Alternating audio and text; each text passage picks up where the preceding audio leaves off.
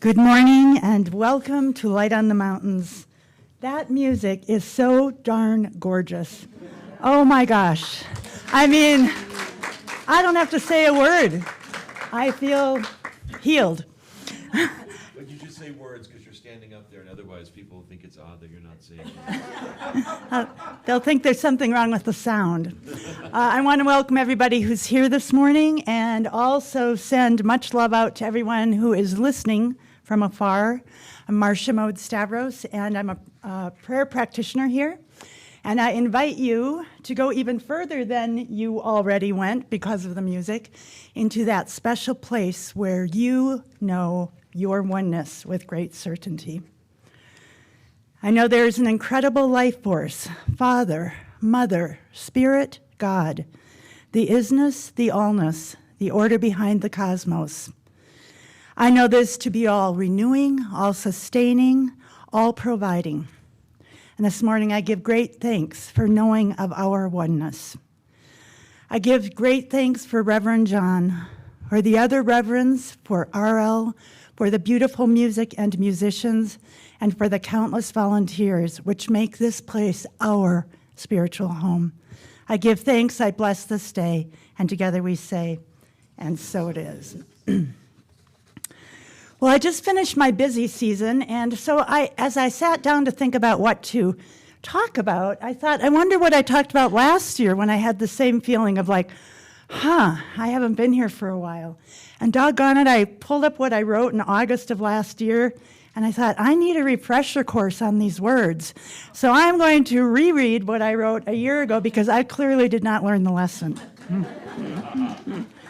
So this is from last August. This week, President Obama began his eulogy of Congressman John Lewis with these words. James wrote to the believers, "Consider it pure joy, my brothers and sisters, whenever you face trials of any kind, because you know that the testing of your faith produces perseverance. Let perseverance finish its work so that you may be mature and complete, lacking nothing." The president then spoke of Congressman Lewis as an American whose faith was tested again and again to produce a man of pure joy and unbreakable perseverance. I was struck by the notion that from the testing of our faith emerges pure joy and unbreakable perseverance. I could hardly imagine how that could be so. How the hard times that try our faith are also the building blocks from which come joy and perseverance. I'm hardly a biblical scholar, but I do know that we are living during a time that presents trials for each of us. We may be worried about the impact of isolation on our wise elders. We may be wringing our hands over making the right decision about opening our schools, or teaching, or sending kids back to school, or keeping them home. We may be anxious about contracting the virus, about paying the mortgage, staying employed. We may be scared or lonely or feeling slightly off-center as we lose milestone after milestone in life as we once knew it. How do we, like John Lewis, and like the promise of the scriptures, find from these times that test our faith what results in pure joy and unbreakable perseverance? When I began to write this piece, I realized this is a topic for many pieces, many speeches, many meditations, and much learning. Today, I offer only a few things. Faith delivers us from suffering. That is the tenet of any spiritual belief. Faith gives us hope and teaches us to look for it, rather than simply dwelling in the despair. This was true for John Lewis. Faith is offered to us as an unwavering constant within us always and everywhere, a teaching to turn to whether in a Birmingham jail or a COVID hospital. We build our faith by using the principles and tools offered by our chosen theology, philosophy, faith. We meditate, we pray, we read, we believe, we get out of our own way. We trust the divine. We connect with our oneness. We know and we act in this knowing. And in this way, we are strengthened to persevere. We keep our focus on the task at hand and set out to move through it one step, one accomplishment at a time, divinely guided and strengthened, filled with hope. From this, the second part emerges. For from our accomplishments, from persevering through the difficulty, from gaining in strength and conviction, comes the pure joy. Imagine how faith helped Nelson Mandela during 27 years of incarceration, and imagine the joy he experienced when elected president of South Africa. Imagine the strength Reverend Martin Luther King's faith gave him to endure being jailed 29 times, and imagine the joy when he was awarded the Nobel Peace Prize in 1964. And imagine the pure joy John Lewis experienced when 48 years after being beaten senseless in a South Carolina bus station in 1961, his attacker asked to meet with the congressman and apologize. John Lewis forgave him, saying, "We are all in the family of humankind. I hold no grudge. Hate is too heavy a burden to bear. We are one people, one family. We are all children of God." And he gave his attacker a copy of his memoir, inscribed in part with the words, "With faith and with hope." John Lewis showed us the possibility of persevering during hard times, how to have faith and how to have hope. He showed us the way to face adversity and to get to the other side, when one's perseverance during hard times is strengthened by them and results in accomplishments transformed into pure joy. This is the lesson that seemed fitting today. During times of struggle, during challenging days, let us walk our faith, both alone and together, as this faith community. Hard times, faith, perseverance, accomplishments, pure joy. This is the promise of John Lewis, and so it is.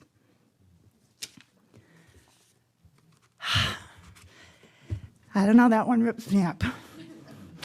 And now let's join together in the affirmation printed on the program. Let's read this together. I seek and receive guidance as I allow divine right action to direct my life. Isn't this much easier to do when there's oxygen in the air? I remember even last week I thought, my mind was so clouded. God, and of course you were clouded too, so you didn't even notice what I was saying. Hi, Wendy. And thank you, Marcia, that you didn't have to write anything new. I mean, other than the fact that John Lewis's funeral wasn't a few days ago, that was timely. And one of the greatest experiences I had in my life was having the opportunity to see John Lewis speak at the Writers' Conference. And it's funny how sometimes when you want to go to something, you're almost afraid that it might not live up to your expectation, but it was just like, afterwards, like, I think I just need a moment and just kind of be on my own for a bit, because someone who was so small in stature was so huge and so amazing and so inspirational for me personally. So thank you for reminding me of that, and really ties into our topic this month, which has been about guidance and seeking guidance. And I certainly think of someone like John Lewis seeking it on the fly at all times.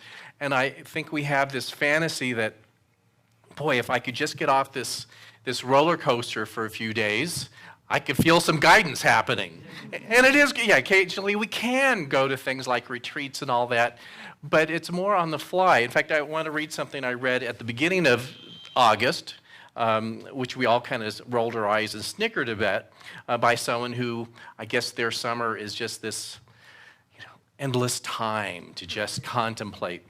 So let's roll our eyes again. The month of August invites us to pause for guidance, rest, rejuvenate, and prepare for the next leg of our journey.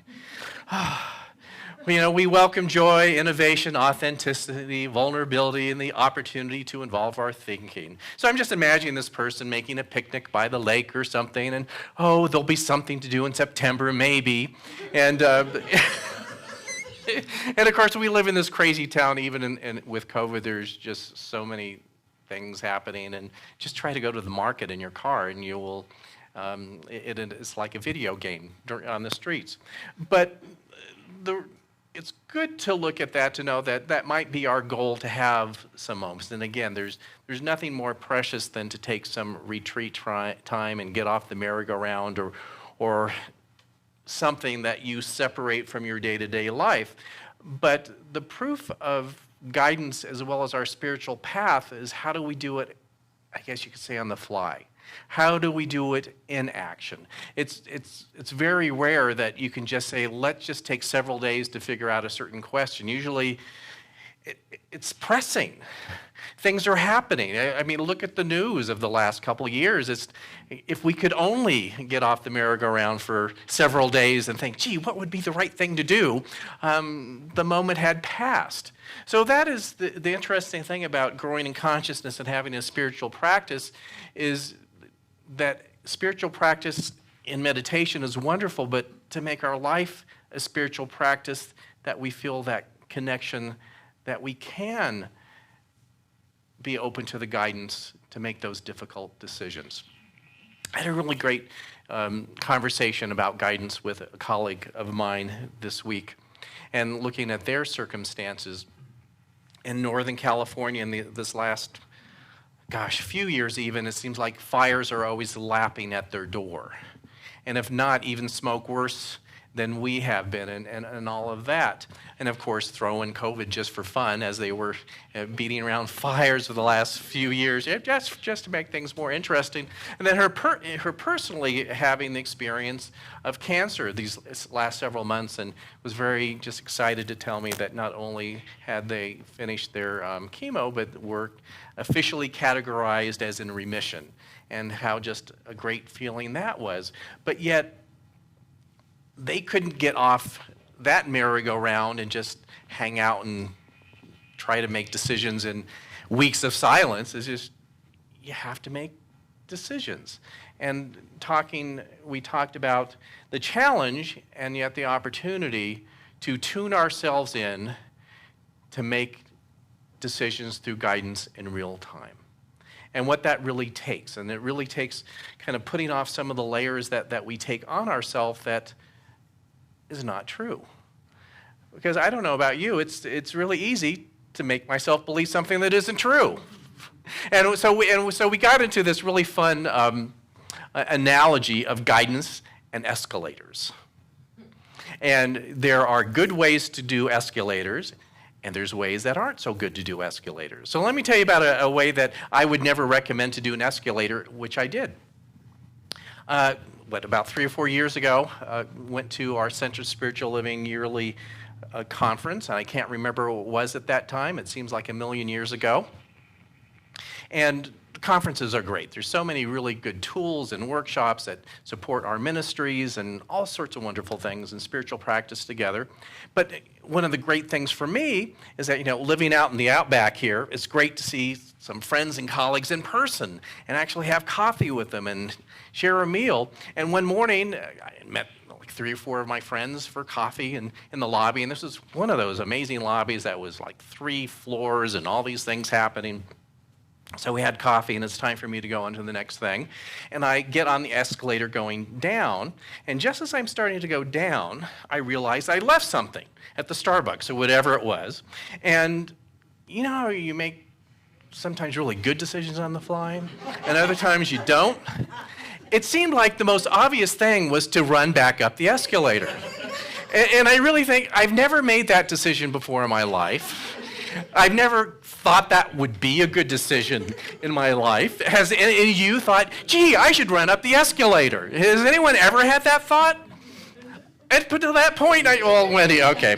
So we'll commiserate after Sunday service. Up until that point, I had never had that thought. Talk about guidance and action, good guidance and not so good guidance. This was not so good guidance. So I was still carrying the coffee that I had that I was sharing with my friends. Yes. And needless to say, I was suddenly drenched in coffee. I actually fell on it and not only ripped my pants here, but bloodied myself a bit. And so I guess at that point, I just sat on the escalator, taking the escalator ride of shame on the way down, bloodied, covered with coffee, and it was all I could do is to scurry back to the coffee place, get what I left, and go up to my room and recoup, shower, bandage myself. But it is interesting, again, how we convince ourselves that guidance is good guidance as opposed to just the messy stuff that goes on in our brain. And I think that's part of our spiritual practice and growth is to, especially on the fly, to figure out the difference. And not to, in a sense, delude ourselves into thinking that we want something so badly that, yes, I just feel the guidance to do here. And how many times have we, at different times, don't share with your neighbor this, that you just talked yourself into that it was divine guidance and it was going up the wrong escalator, ultimately. So, just be honest. We all do that. There's nothing wrong with wanting something humanly because we want to make a choice. There's absolutely nothing wrong with that, but sometimes it's not in our best interest. And we'll hold on to that in the negative aspect of our egos. And we'll think, I just want it so badly. A friend of mine, a colleague of mine, again this week, was, again, this topic of guidance. And her take on it, which I really liked, she said that if you're trying to wonder what is guidance and what is just craziness in your head, to look at what pronoun you use. Are you saying, I need to do this, as opposed to, I think this would be a good thing to do? Now just look at it energetically, the difference, because I know that sometimes when I've grasped on something, it's like, I really need to do this. And yes, it was the answer to my prayer. I had guidance to do this. No answer to prayer. I just wanted it. Again, there's nothing wrong with just wanting it, but sometimes that can lead you up the wrong thing on the escalator. So to think about that, and I came across this great thing, again, so to me, this is one of the most important things to do in our spiritual growth, is to understand when is it that I'm feeling a connection to something larger than myself, and when is it just craziness in my head? Sometimes they can feel very similar sometimes. I found this great thing, and somewhere on Facebook, I think. There's actually good things on Facebook, if you look. It's called Truth is a Frequency. The body is the perfect instrument to detect that frequency. When you encounter truth, it will be music to your nervous system. But if your body is in accord with anger, distrust, or anxiety, then the only thing it feels that feels true to it is more anger, truth, distrust, and anxiety. Reset your instrument by attuning to love. So one thing that I've worked a lot with in the last few years is using my physical self as a tuning fork, in a sense. What does this situation feel like? And again, trying to get out of my own delusions with my own mind. What does this feel like? There's a possible option here, go left or go right. What feels like the right way to go? And the further in our analogy with my colleague about the escalator was that if you are in tune, that you can actually have a sense that you got on the right escalator. And that there is a sense of not necessarily it being easy, but of ease. And again, talking about her with her experience of cancer, there's no way around it. It's a rough experience. Her chemo was a rough experience. But she said there was a sense that she was going in the right direction with it. There was a sense that she, in her prayer for guidance was getting and following the right medical advice for her at that time. And that she was still, holding her spiritual community together as a minister. And again, it was really rough. And yet, a sense that she was going in the right direction. So that is what is confusing sometimes by guidance, because we think that if I'm following the right thing in the right direction, it should be easy peasy. It should be like no need for chemotherapy, or shouldn't have to do difficult things at all, shouldn't have to make difficult decisions, shouldn't have to go through some short-term, really difficult, angst-driven things. But sometimes we do. So yes, so it can actually be difficult to understand which escalator you're on, coffee and bloodied, or even though you're having a difficult experience going, well, I'm actually going in the right direction, and I just absolutely am hating this direction today. Because we all do that. And I think in spiritual practice and spirituality, we have come under deluding ourselves is that if we're following in the right direction, it should be, all unicorns and clouds and nice things and, candy that doesn't add to your waistline and, just should be kind of nice and fun and light at all times. But that hasn't been my experience. And in fact, just like my friend, I can look back to some really difficult passages of my life, and I could see that, I was actually on the right escalator. And it was really difficult at the same time.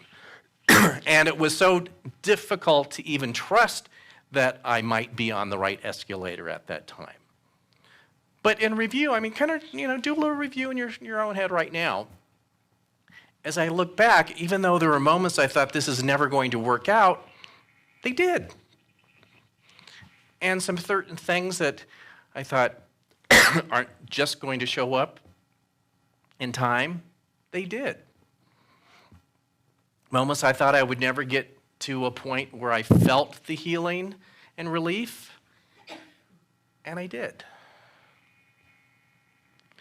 So as I go through difficult passages in my life now, I use that as a bit of comfort to say that, okay, you can actually be on the right escalator and it not always be good every day.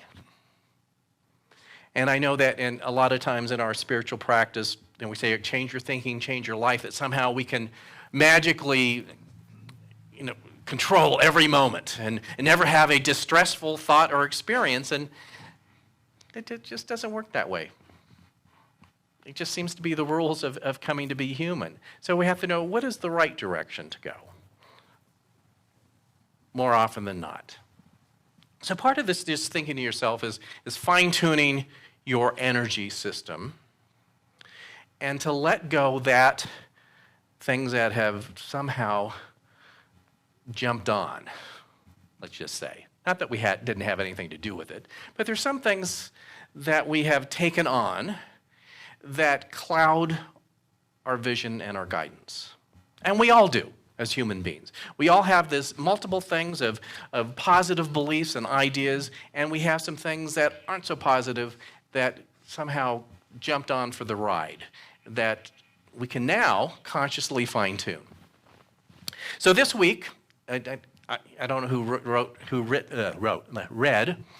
I still have so much smoke tasting in my mouth that it just, I feel like I've been like a 2-pack-a-day smoker for these last couple weeks, and I'm just beginning to feel that I'm coming out of it, including my mouth.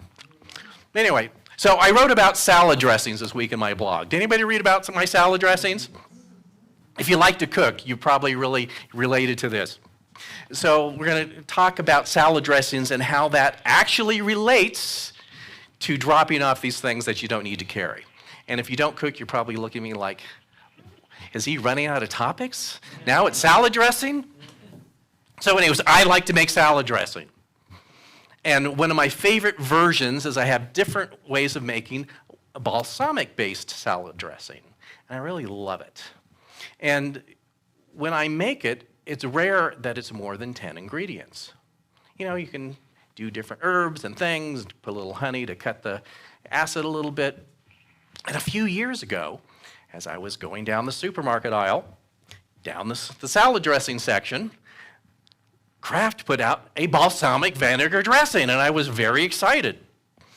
It doesn't take much to get me excited when it comes to things like around food. New dressing on the aisle. Alert the media. But anyway, so I remember looking at it, and there was about 30 ingredients on the back, most of which I didn't recognize, and had these really long chemical names. And they had to put it like in 3-point font because there was so much stuff there, and the names were so long that they wouldn't have been able to get it on the back of the label. And I bought it anyway. I thought, hey, this will save me a little time.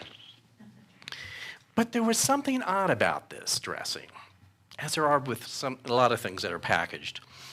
So even, I put it in a little, put some out just to look at it. It didn't look right. No, it really didn't. When you cook things, tell them, RL, when you cook certain things, they have to look a certain way. And they have a certain sheen, or they not a sheen. And it was just like, it was almost like they boiled it with flour to make it too thick or something. It was just like, well, that's not right. And I tasted it, and at first it was like, there's something in there that just isn't right. Probably one of those 20 ingredients that I don't know what they are. But I went through it, and we had it that night, but it was still like, there's something not quite right with this. And the only question was how long I was going to keep it in my refrigerator before throwing it away. Isn't that a big question at home? Like I have leftovers. Do we throw it away today or wait for 3 days? So but here's the analogy. It's just like, as we are seeking guidance, these things, these mystery ingredients have a way of making their way into our consciousnesses. And it may be difficult to even pinpoint exactly what they are. And you may even be going kind of in the right direction in your guidance, but still there's, it's like getting gum on your shoe. It's like, it's just not going as smoothly as I would like. And so our spiritual practice, I think a lot of it is to realize, what's the gum on my shoe right now? What are those mystery ingredients that just, like it's kind of there, but not really? And the way this works in the Science of Mind philosophy, if you read much of Ernest Holmes, he talks a lot about something we call the creative process, which means how we consciously and unconsciously create our lives. And to even put it a little bit more easily from Deepak Chopra, he writes that we live in a field of unlimited possibilities, that there's the energy of creation everywhere, and the way that we create is by working with that, again, consciously and unconsciously, through our thoughts and our beliefs, and not only what you say you believe, but what you really believe. There's the rub. And these mystery ingredients are working on that field of infinite possibilities just as much as the ones that you have conscious knowledge about. So fine-tuning ourselves is to look at what are those unknown ingredients, or what are those kind of sub-beliefs that really aren't working for me, that it's time to clear out. And that's really what spiritual practice is. That's what spiritual growth is. Clearing out the unnamed ingredients that you don't need, that just making it not taste so well. And the way to start, so there's many ways that we can do this, and sometimes it can seem to be difficult. Here's a good place to look. Look at a place in your life, or a section of your life, that seems to habitually kind of not always go well. Not that it's disastrous, but it's just like, okay, when I'm in this type of situation with this type of person, I always feel like I ate that Kraft balsamic dressing. Like, just doesn't taste right. Something's not good here. You look at it on your own, look at it with a prayer practitioner or minister, or possibly even therapy with a therapist. But here's kind of an example of how this works. Someone that I met with a few years ago for a series of times, and she was trying to work with this. She says, I just have this habitual bad experience in my work life. And she didn't use these words, but I need to know what the bad ingredients are here. What am I carrying here? And it's just like, I've just thought I've worked at this, but it seems like I always go into these new working situations and it always ends the same. I go in with this like, this is amazing. Everyone is so good and they so appreciate me. And even, the employer is just like, oh my God, singing my praises. And usually within 3 months, high drama and leaves like with no notice. Why does that happen? And I'm not going to tell you why it happened, but as we looked through this, just looking step by step of why and what was brought to the table belief-wise. And with them, it was a lot about, even though they knew they were really competent and capable and did amazing work, a big part of them thought that maybe they weren't as good as they thought they were. That one of the ingredients that they brought to it was just feeling like somebody else should be here other than me. So it's something as simple as that. But even when you know it, it can be a little difficult to subtract yourself from that. We may know something intellectually, so as we were working with them, they were in the process of getting another new job in an interview and told me about what was happening. I said, you realize this is the same exact pattern, don't you? It was almost like, oh, we wrote this down a few months ago and you're on step 4. It's like, it's going to be different this time. Okay. You know what, it didn't. And so we were almost back to square one. I says, okay, and not like blame or shame or, did it again. It was like, you see how the process worked, that you brought this bad ingredient right in here, and that's where it seemed to go south. So it's something like that, to fine-tune ourselves and to be able to recognize when we're bringing those things in, and then to make the conscious choice to at least in the beginning to do a little bit veering differently. And that's what spiritual growth is about. And another good way to start that is to start where you are and to look at what is working and bring that into the situation that may not be working. So let's just use this right now as a way of closing. And this is something that I do often. I like to start my spiritual practice in the morning with just being grateful. And not just listing things that I'm grateful for, but recognizing the many things that have worked and are working that almost seem like they shouldn't. It just seemed to be on that escalator right up in the right direction. Just bring that to mind for a moment. Isn't it amazing how amazing our lives can be sometimes? Let's just be with that for a moment. Just how amazing it is that our lives can be amazing. Things show up in time and on time. People are kind when they don't even need to be. We each are kind when sometimes we may not think we need to be.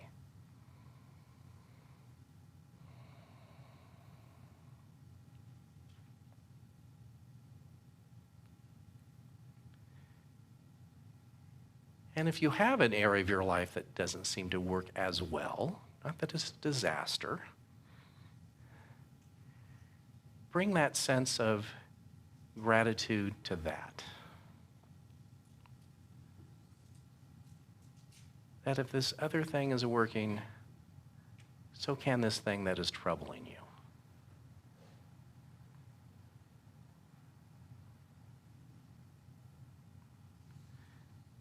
Imagine energetically what it feels like when we talked about things working and being in gratitude.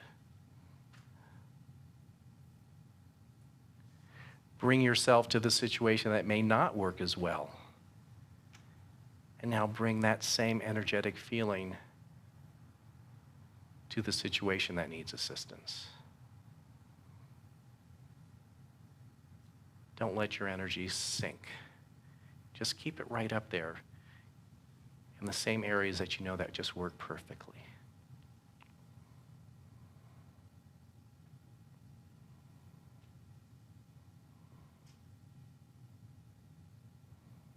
It's like trying a better way on for size.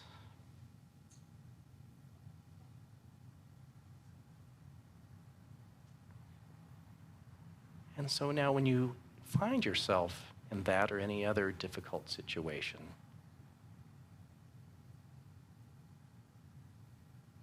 do an instant tune-up. Bring that energy and energetic of that gratitude of where things work so well into your present moment. And see how it can change everything. And so it is.